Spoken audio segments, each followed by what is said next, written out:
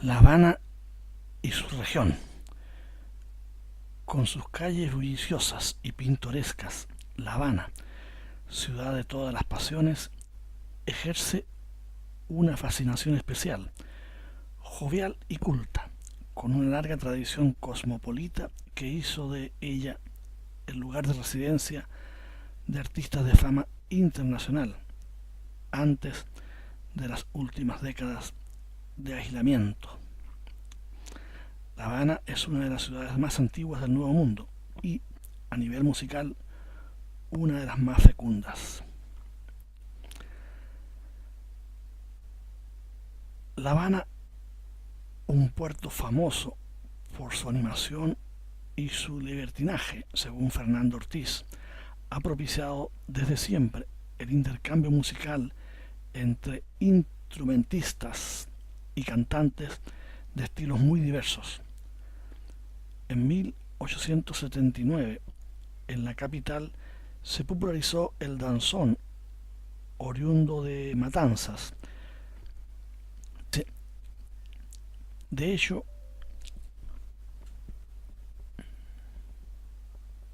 como decíamos, en 1879, en la capital, se popularizó el danzón, oriundo de Matanzas.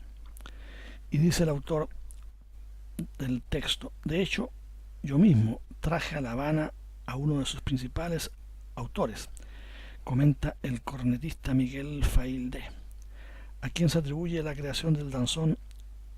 Yo mismo lo toqué allí y la primera vez que lo bailamos fue en una fiesta familiar en la que se hallaba el conocido profesor Raimundo Valenzuela, que lo elogió y dijo de él que era un baile típicamente cubano. En realidad, muchos de los jóvenes de la burguesía habanera solían preferir los espectaculares bailes de cuna, bailes de los barrios populares amenizados por conjuntos negros, a las encopetadas fiestas que se celebraban antaño delante de la Capitanía General. A la llegada de la República, a pesar de la injerencia de los Estados Unidos que controlaban el destino del país, el siglo XX se inauguró con charangas como las que resonaban en los jardines del Vedado, donde la burguesía celebraba sus bailes de disfraces. De Oriente llegaron los trovadores, trayendo consigo el bolero, el son y la guitarra a tres, y organizando peñas o veladas musicales en cafés, asociaciones, teatros y cines. Pero también se reunían en otros lugares, como el Gran Parque de Palatino, dirigido por Alberto Villalón, o el Teatro Politeama, donde debutó la cantante y guitarrista María Teresa Vera, una de las pocas mujeres que logró introducirse en ese medio hasta entonces exclusivamente masculino. Por su parte, el Alhambra era el escenario privilegiado del teatro de variedades y en el Martí, Ernesto Lecuona tocó al piano alguna de sus composiciones. Los años locos de La Habana. Es difícil, me confesó un día Machito, imaginar la alegría de La Habana durante los años 20. Ya se tratara de bailes, de disfraces o de otro tipo de celebraciones, cualquier excusa era buena para divertirse. Los bailarines y los músicos, rivalizando en elegancia y talento, atestaban las academias de baile. La Habana Sport, el Sport Antillano, un club que por lo general solían frecuentar los blancos, pero donde en 1937 un trompetista y compositor negro, Jacobo González Rubalcaba, estrenó su famoso danzón El Cadete Constitucional. También estaban la fantástica Las Águilas, la Unión Fraternal o el Antilla, clubes exclusivamente reservados a los negros. Como los hombres tenían que pagar para cada baile, los vendedores de entradas exhortaban a las orquestas a que acortaran las piezas. Mientras tanto, la burguesía habanera se encaprichaba con bailes extranjeros: el charleston, el foxtrot, el side-step, el paso doble, el vals o la polka. Gozaban a sus ojos de mayor prestigio, y con el auge del turismo, las salas de fiesta, a las que solían acudir en su mayor parte los estadounidenses, empezaron a contratar a grupos de tipo jazz band. Los pequeños grupos y conjuntos locales étnicamente más marcados se vieron reducidos a la categoría de atracciones secundarias. El Palatino y otros parques de recreo de estilo estadounidense también procedieron a contratar sus propias orquestas, pero también proliferaban los teatros y cines en los que actuaron en 1927 figuras como Miguel Matamoros, Gonzalo Roig o la Sonora Matancera, y también la radio, que empezó a emitir en octubre de 1922, contrató a su servicio a músicos nuevos como Rita Montaner, que cantó allí por primera vez para la emisora PWX. Sin embargo, el danzón seguía cultivándose. Así, en 1926, Antonio María Romeu inauguró en la Sociedad Unión Fraternal su célebre Tres Lindas Cubanas, y 2 años más tarde, Moisés Simón organizó un concurso de danzón en el Teatro Pairet. Por su parte, el pianista blanco Anselmo Sacasas colaboró con la charanga del flautista negro Luis Carrillo. Cierto día, la orquesta tocó en una casa cuyo propietario, un negro, organizaba una lotería clandestina. Al principio, este se resistió a dejar entrar a Sacasas, al que no conocía de nada, por miedo a que pudiera traicionarle, pero después de oírle interpretar un magnífico solo durante tres lindas cubanas, el pianista acabó conquistando a todo el público. En los barrios pobres, el danzón era interpretado por pequeñas orquestas con nombres tan pintorescos como los Malrayos de Parta, compuestas de acordeón, marímbula, tamboril y güiro. O el otro grupo, los Me Cago en Dios, cuyo acompañamiento consistía en un peine atravesado con un papel fino en tensión que se hacía sonar soplando una marímbula, un taburete que hacía las veces de tambor y un güiro. La consagración del son. A pesar del éxito del danzón, el acontecimiento musical que marcó esta época fue el son, aunque Sayas Bazán, ministro de Interior de Machado, consideraba este ritmo demasiado negro y decidió prohibirlo. El son halló refugio en los barrios bajos, como los Pocitos, o en las tabernas de mala reputación de la playa de Marianao. Incluso el Club Atenas, reservado a los negros acomodados, de hecho negaba la entrada a las trabajadoras domésticas, rechazó en un principio esa música, pues su clientela la consideraba indigna del lugar. Sin embargo, poco a poco el son fue invadiendo todas las academias de baile hasta infiltrarse en los jardines tropicales, el actual Teatro Alhambra, un lugar en que todos los domingos la ciudad se volcaba en las maratones de baile y del que salieron bailarines como René y Estela. Los concursos de son, cuya organización se hacía conjuntamente con varios barrios, a menudo acababan degenerando en peleas, y también se popularizaron los llamados bailadores de ventanas, que bailaban en los balcones para mostrar al público sofisticados pasos de su propia invención. En esta época se fundaron muchas orquestas de son, como los sextetos, que a partir de 1927, al añadírseles una trompeta, pasaron a llamarse septetos. Entre ellos destacaban el Sexteto Bologna, el Sexteto Munamar, fundado por estibadores del puerto de Regla, el Sexteto Occidente, el Sexteto Habanero o el Septeto Nacional, dirigido por Ignacio Piñeiro. Las grabaciones que algunos de ellos realizaron en Estados Unidos contribuyeron a consagrar definitivamente el son, que desde ese momento empezó a amenizar las veladas de la alta sociedad.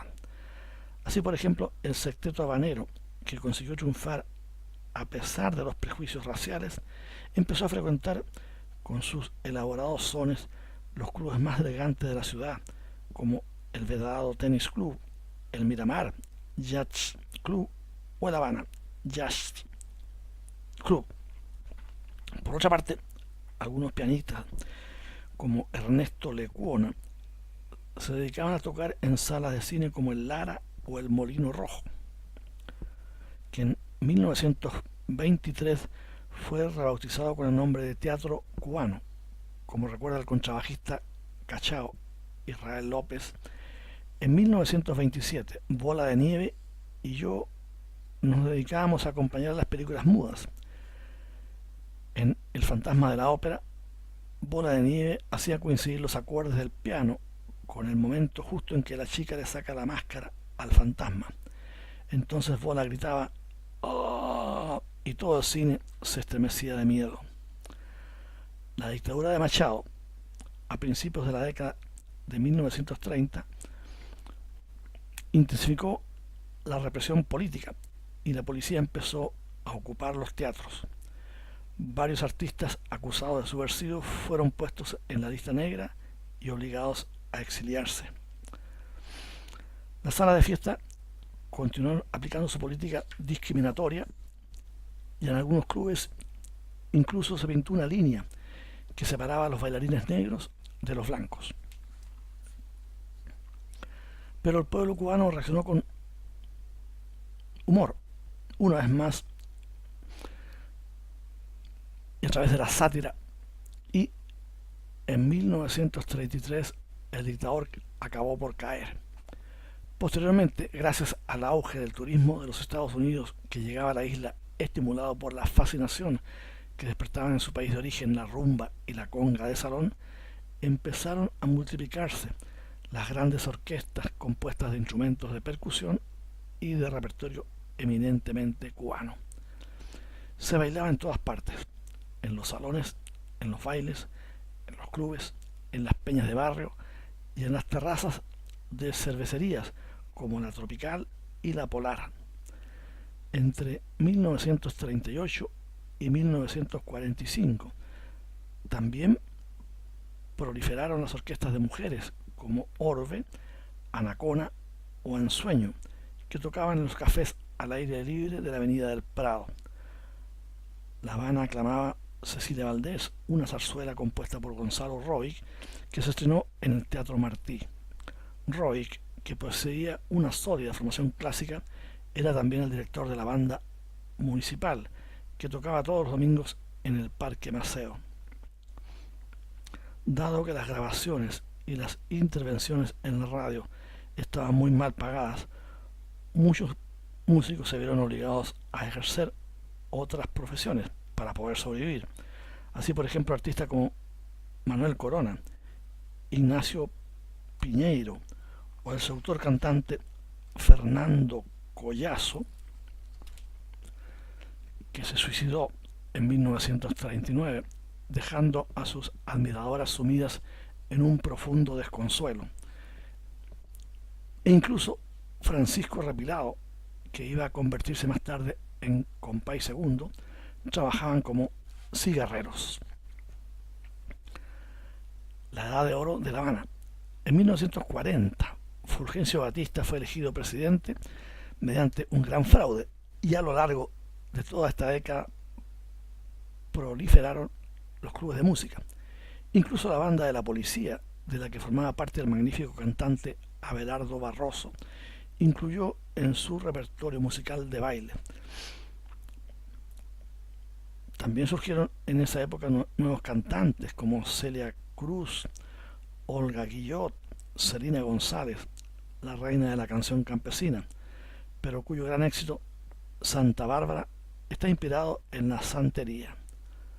Por la parte de la charanga están Las Maravillas, dirigida por el flautista Antonio Arcaño, el monarca. Con sus ritmos sincopados prefiguraba ya el mambo. Y en 1948, con La Engañadora, Enrique Jorrín dio luz al cha-cha-cha con su famoso Al Prado y al Neptuno iba una chiquita que todos los hombres la tenían que mirar. El cha-cha-cha. En esa misma época, el gran rival de Arcaño, el genial tresero y contrabajista Arsenio Rodríguez, apodado a causa de su ceguera y de su talento, el ciego maravilloso, creó un nuevo tipo de orquesta de son, el conjunto, compuesto por 3 trompetas, piano, contrabajo, 3 congas y cantante. Siguiendo las huellas de Arcaño, se formaron también otros conjuntos, como el conjunto Modelo, el conjunto Colonial o el del cantante Roberto Faz. Tanto Antonio Arcaño como Rodríguez y sus homólogos, preocupados por asegurarse actuaciones, empezaron en sus canciones a cantar las gracias de los distintos barrios de La Habana para conseguir sus favores. Lo cierto es que lo lograron hasta tal punto que sus competidores les acusaron de monopolizar el terreno. En cuanto a Arsenio Rodríguez, que más tarde se fue de la isla para establecerse en Nueva York, donde murió en 1971 cediendo su orquesta a Félix Chapotín. Luego viene la era febril de Batista, a contar del 10 de marzo de 1952, cuando Fulgencio Batista vuelve a alzarse con el poder tras un golpe de Estado para favorecer el tráfico de drogas, la prostitución y la mafia. Los casinos se multiplican al tiempo que se intensifican la represión y las detenciones arbitrarias. De hecho, en su novela Tres tristes tigres, Guillermo Cabrera Infante evoca las noches febriles de La Habana en esa época, que atraen a una fulgurante pléyade de músicos, y en El Vedado, la trepidante calle de la Rampa, la calle de los gángsters, que va desde el Hotel Habana Libre al mar, se convierte en el corazón de la vida nocturna.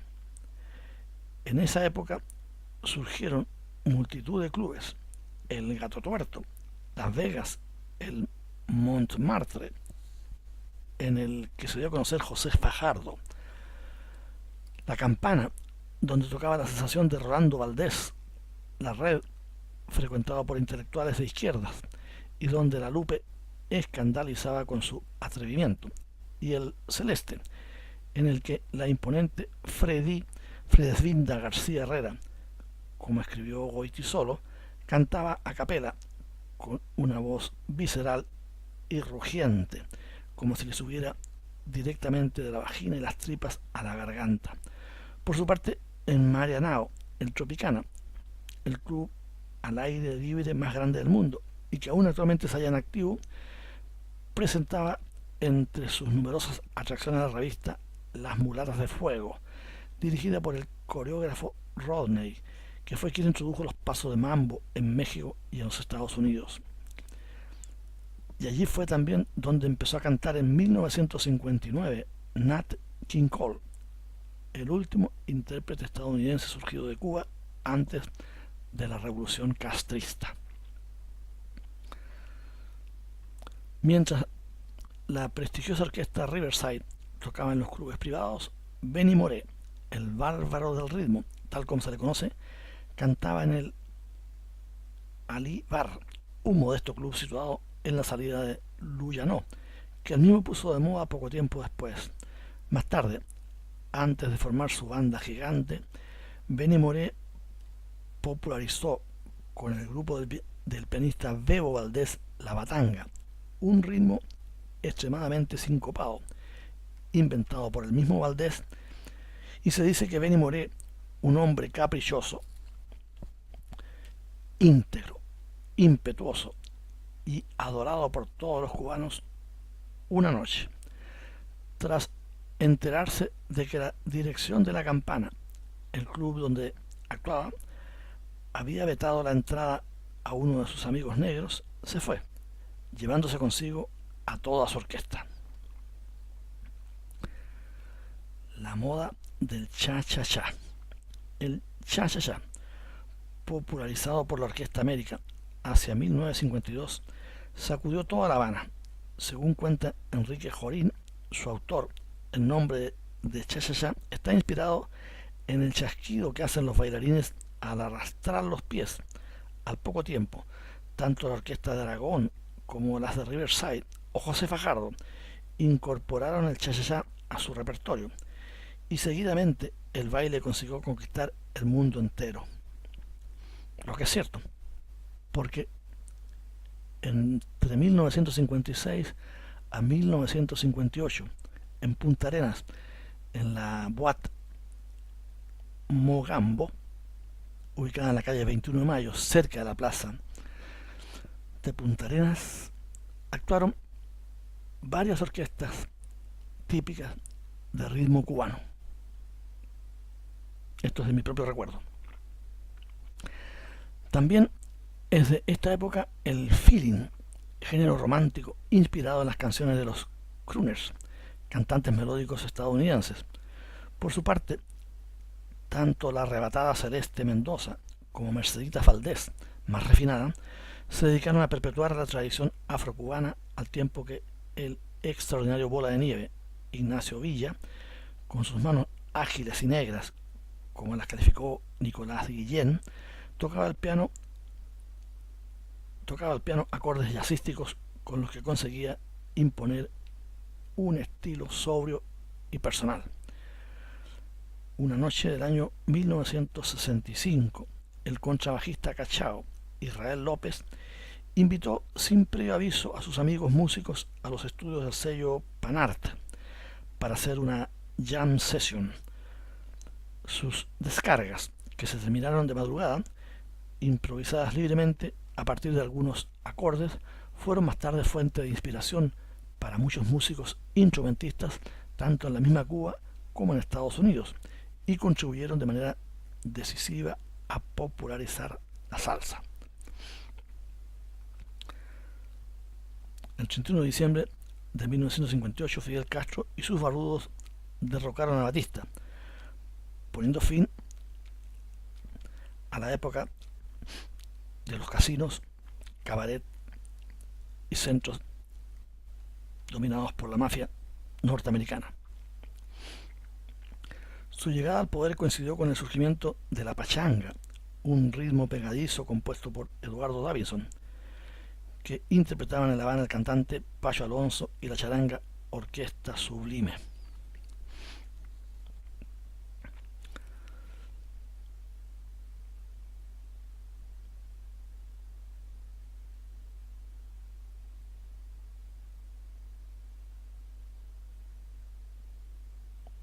En esta época se desarrolla la actividad musical de un nuevo grupo de artistas, pianistas como Felipe Dusaides y Chucho Valdés, hijo de Bebo, o saxofonistas como Armando Romeu o Paquito Rivera, contribuyeron a pulir el jazz cubano, y los domingos por la tarde, junto a otros músicos, improvisaban en el Club 900, un lugar estimulante cuyo ambiente favorecía la circulación de nuevas ideas. El gobierno, sin embargo, concedió sus favores a la nueva trova, que se distinguía más por sus textos ideológicos y bien pensantes, y en ocasiones poéticos, que por la sofisticación de sus ritmos. Entre sus intérpretes destacaban Silvio Rodríguez y Pablo Milanés, que se reunían en el antiguo club Pico Blanco del Hotel Saint John, ahora rebautizado con el nombre de Rincón del Feeling. Al mismo tiempo también nacían otros géneros, a menudo variantes del son, como el pilón, concebido por Enrique Bonet y popularizado por cantantes como Paco Alonso o Ibrahim Ferrer. o el mongolés, el guapachá o el mozambique, este último inspirado en distintos ritmos afrolatinos y cuyo autor fue el percusionista Pello, el Afrocán.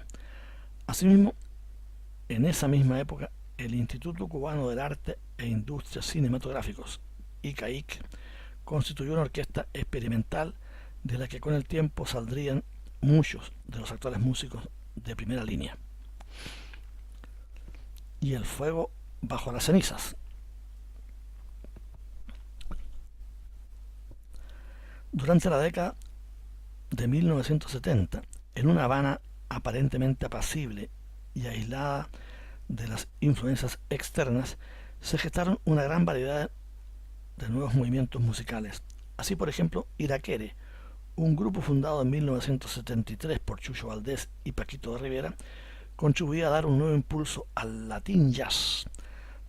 Tras triunfar en Estados Unidos en 1979, fue premiado con un Grammy.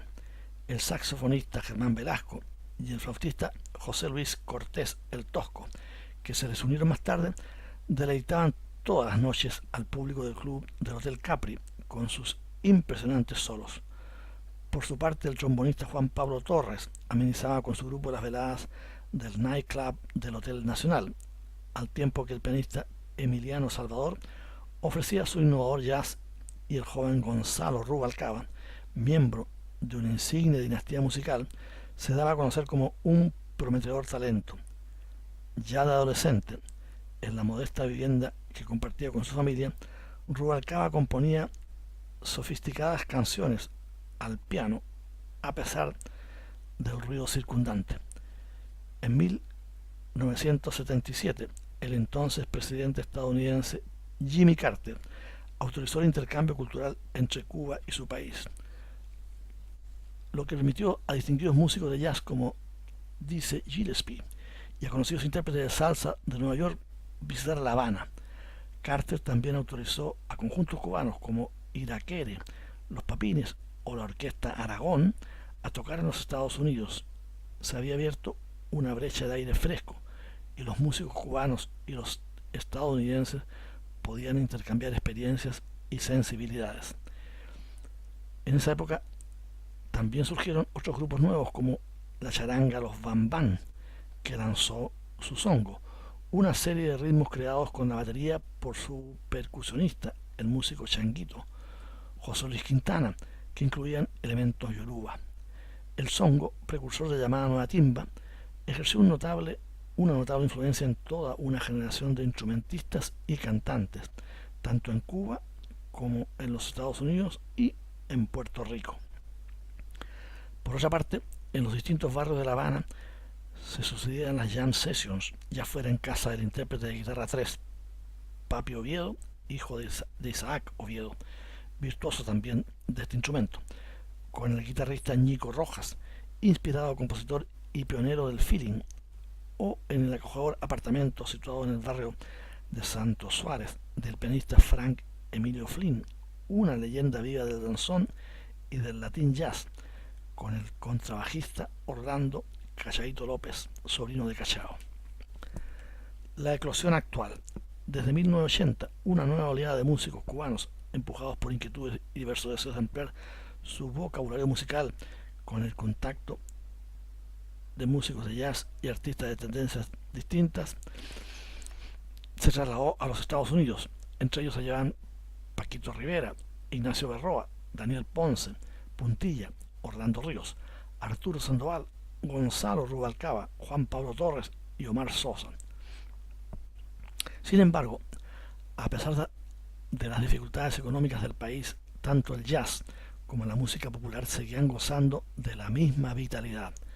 Así, el antiguo Club La Zorra y el mismo Cuervo, que durante mucho tiempo habían permanecido aletargados, volvieron a convertirse en santuarios del mejor jazz habanero.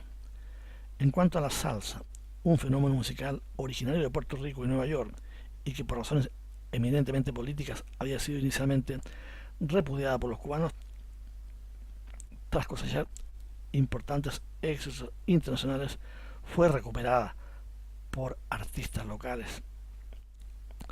A principios de la década del 90, en La Habana surgió la frenética nueva timba, con grupos como Dandén, Paulito y su élite, Manolito y su trabuco, NG La Banda, La Charanga Habanera, fundada por el violinista David Calzado, con su joven y virtuoso cantante Miguel Márquez, Manuel González, creada por un antiguo estudiante de ginecología apodado el médico de la salsa, y Colé Colé con Andy Gola. La apertura de Cuba al turismo en 1990 contribuyó a consolidar la creciente fascinación por la música cubana. Actualmente, las grandes estrellas de la timba como Isaac Delgado, David Calzado, Manolín o Paulito, que han sido invitados a dar conciertos en el extranjero y que han sido pagados en dólares. Los otros músicos se dedican a realizar giras por la isla en condiciones mucho más modestas.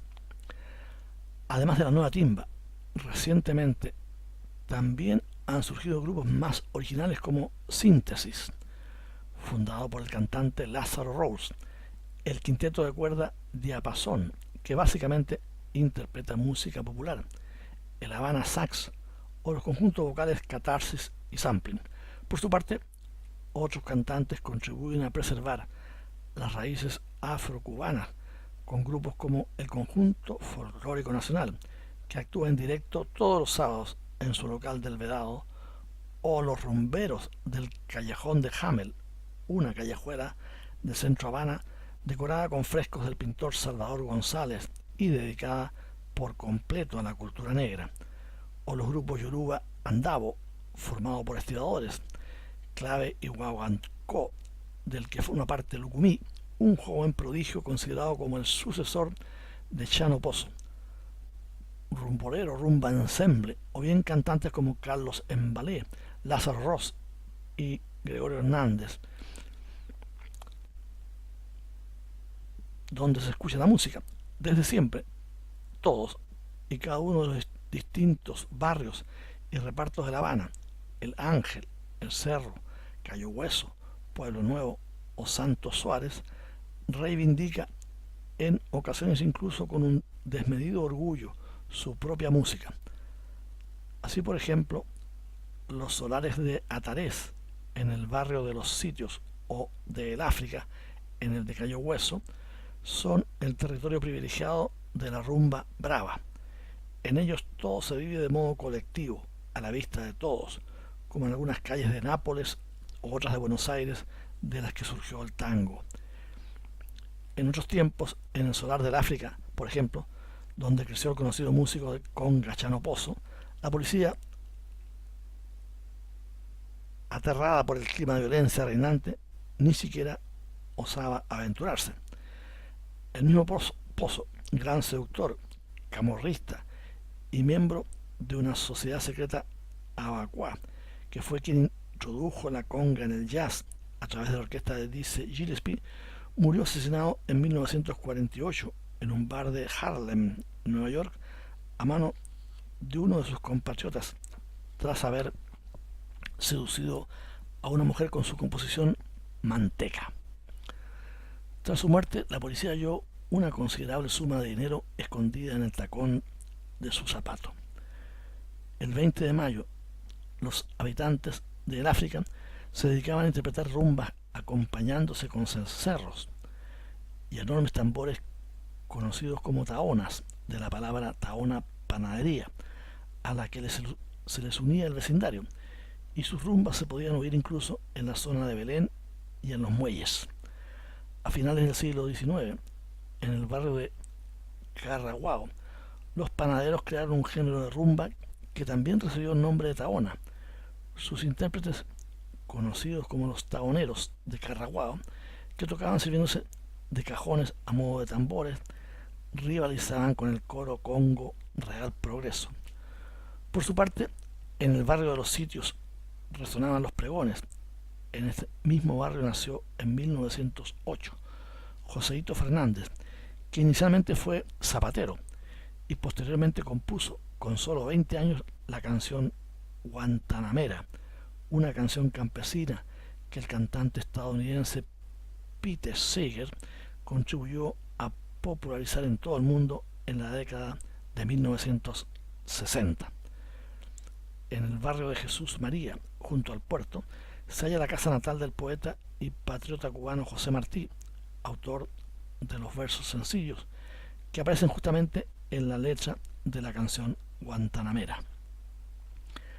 En este bullicioso distrito, en cuyos bares y bodegones cantaban los negros obscenos, en palabras de Roberto Desnos, al que estos cantantes fascinaron por su fuerza expresiva, creció el cantante machito Frank Grillo, el precursor del Latin Jazz en los Estados Unidos.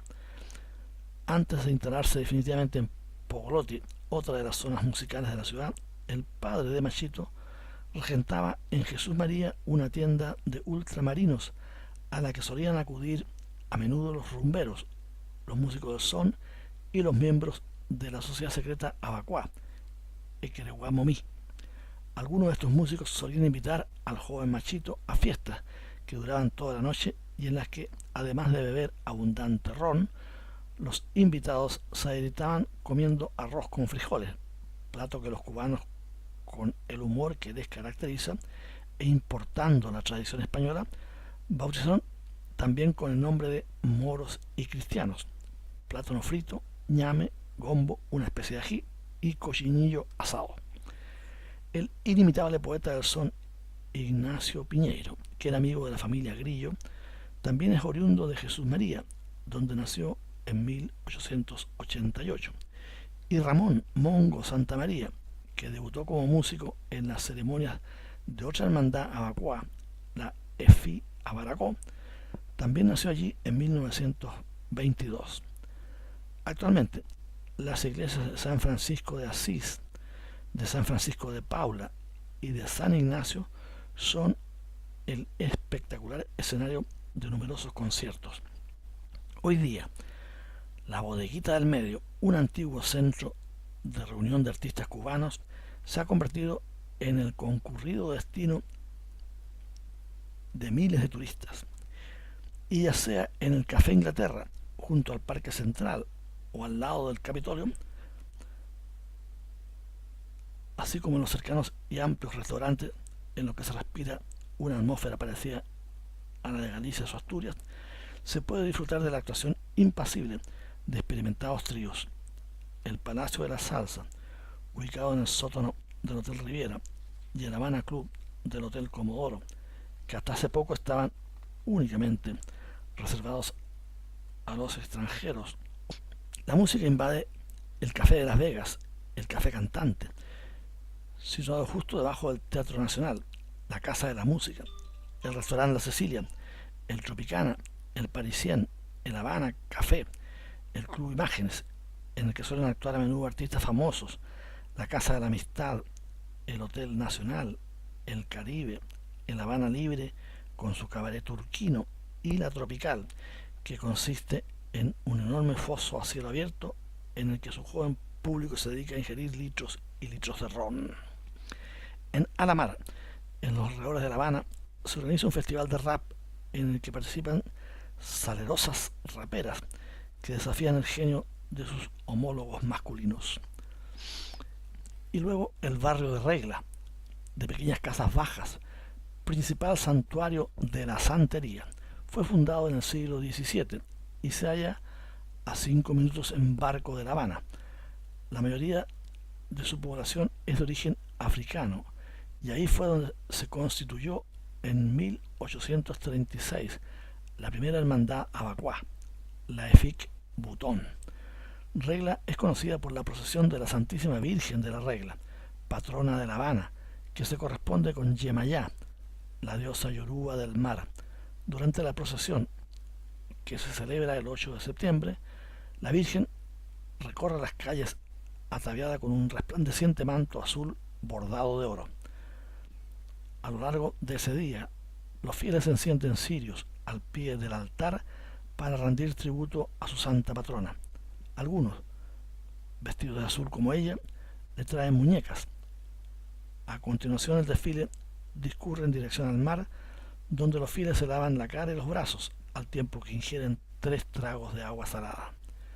Mucha gente aprovecha también ese día para pasar consulta con René Robaina Séneca, el célebre babalao, sacerdote de la santería, que es a su vez director del grupo de música yoruba Conjunto de Güiros San Cristóbal de la Regla. Y luego está Guanabacoa, ciudad fundada en 1607, que se halla a 5 kilómetros de La Habana. Vivió largo tiempo del tráfico de esclavos. En esta localidad, donde los españoles construyeron varias iglesias como la ermita del Potosí y el monasterio de San Francisco de Paula, existe aún una amplia población de color y sus habitantes se enorgullecen de poseer un museo de religión afrocubana. Guanabacoa ha sido siempre un activo centro musical y en ella vivieron músicos como Ernesto Lecuona, Rita Montaner, Bola de Nieve, Antonio Arcaño o los hermanos Israel y Orestes López. La madre de Bola de Nieve, Inés, y su hermano Gonzalo, ambos rumberos insignes, solían invitar a su casa a una gran variedad de músicos. Y allí fue donde nació la canción Sun Sun Babae, que posteriormente dio nombre a una conocida revista del Tropicana. Y está la provincia de La Habana.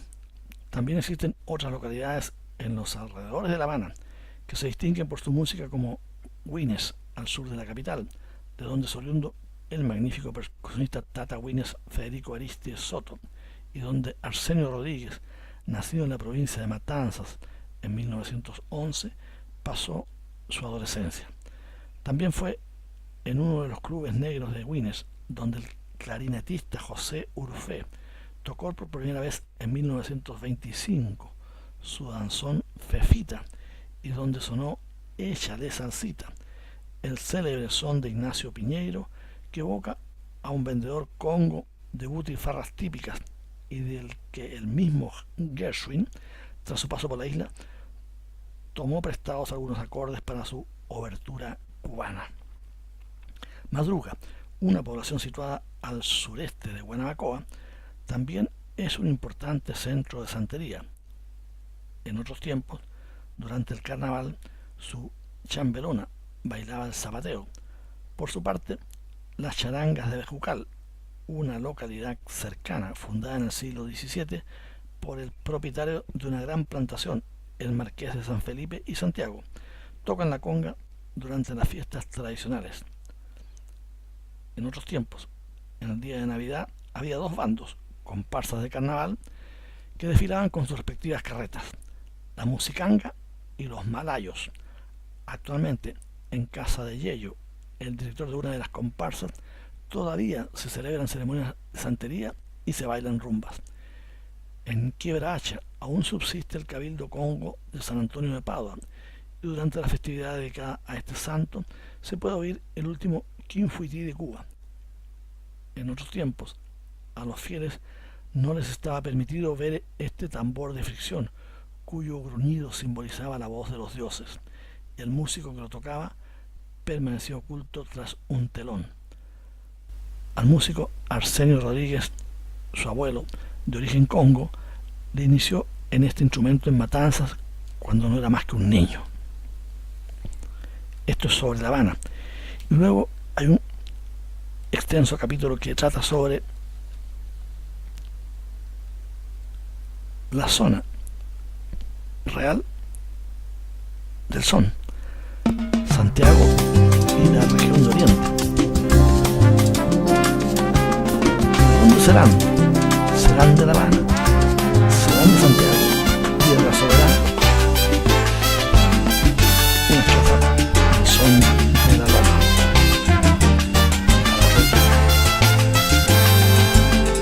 Hay un hombre que sueña la luz, la belleza,